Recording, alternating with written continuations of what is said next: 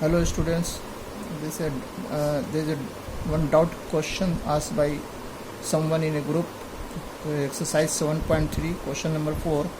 BE and CF are two equal altitudes of a triangle ABC. Using RHS congruence rule, prove that the triangles ABC is isosceles. So we are having a figure, triangle ABC. BE and CF are two altitudes of triangle ABC, and both the altitudes are equal. BE and CF are equal. Now B is because B is perpendicular on AC. B is perpendicular on AC. B is altitude of triangle ABC, means B is perpendicular on AC. CF is perpendicular on AB, and BE is equal to CF.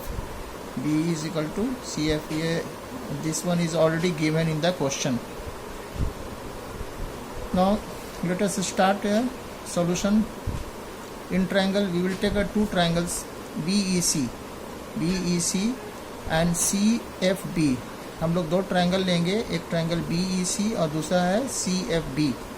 In triangle BEC and CFB, angle BEC is equal to CFB, BEC is equal to CFB, ये 90 degree के बराबर है. BC is equal to CB, BC is equal to CB, ये दोनों triangle में common है. BC is equal to CB, BC is equal to CB common है. BE is equal to CF, BE is equal to CF ये already दिया हुआ है, given है, because BE and CF are altitudes and both the altitudes are given. Both the altitudes are equal. This is given in the question. So BE is equal to CF. So triangle BEC will be congruent to triangle CFB. So BEC will be congruent to triangle CFB using RHS rule of congruency. अब देखिए यहाँ पर ये right angle है BCFB में, ये 90 degree है, तो 90 डिग्री के सामने का साइड क्या होगा, अल्टीट्यूड होगा. तो अल्टीट्यूड दोनों ट्रायंगल में कॉमन है, और ये राइट हाइपोटेन्यूज और one side this is a perpendicular, ये अल्टीट्यूड है, ये दे रखा है, इक्वल है. दोनों BE एंड CF दोनों इक्वल है, इसलिए यहाँ पे हम लोग RHS rule of congruency apply करेंगे. नाउ ये दोनों ट्रायंगल जब कॉन्ग्रुएंट हो गए तो BCE एंगल BCE, ये angle BCE will be equal to angle CBF, angle CBF ये इस एंगल के बराबर होगा. इसी को हमने यहाँ पर डिफाइन करके लिख दिया है, थोड़ा यहाँ पर ओवर राइटिंग हो गया था. तो angle BCE is equal to angle CBF CPCT से, और CBF को हम लोग CBA भी लिख सकते हैं, और BCE को हम लोग BCA लिख सकते हैं, और CBF को हम लोग CBA लिख सकते हैं. तो इसलिए यहाँ BCE is equal to CBA.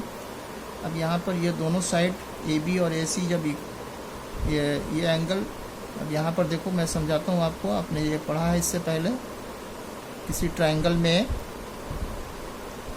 अगर कोई भी दो एंगल इक्वल हो, मान लो ये दोनों एंगल इक्वल है, तो इक्वल एंगल के अपोजिट का साइड क्या होगा, इक्वल होगा. ये हमने पहले आपको पढ़ा रखा है.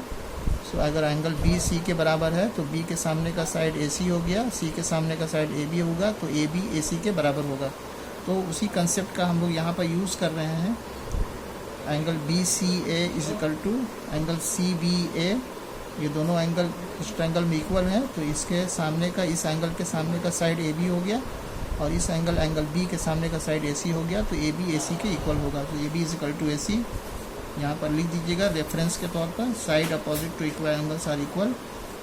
जब ये दोनों साइड इक्वल हो गए तो ABC एक आइसोसेलेस ट्रायंगल होगा. So ABC is isosceles. Okay, I think it will be very clear to you.